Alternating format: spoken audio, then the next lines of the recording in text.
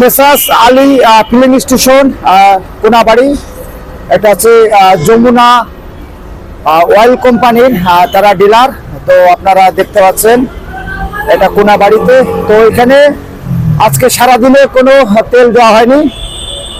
আপনারা যে filling station দেখতে পাচ্ছেন, এখানে আজকে সারাদিন কোনো তেল দেওয়া হয়নি। তো ওনাদের সাথে কথা বলে যেটা জানা গেল, যে মালিকের ভাই মারা গেছেন এবং মালিকের ভাই মারা যাওয়ার কারণেই তাদের আজকের পেট্রোল পাম্পে বন্ধ রাখছেন।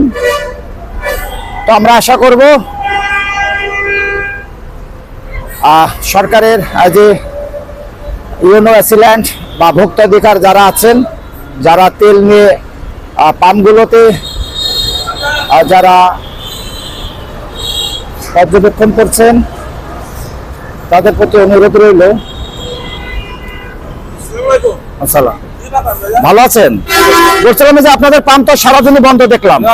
ইফতারের সময় বন্ধ। আমি তো আগে এসেছিলাম, তখন পাম্প বন্ধ ছিল, এখনো দেখছি বন্ধ। তো আসলে বন্ধটা কি কারণে পাম্পটা? ও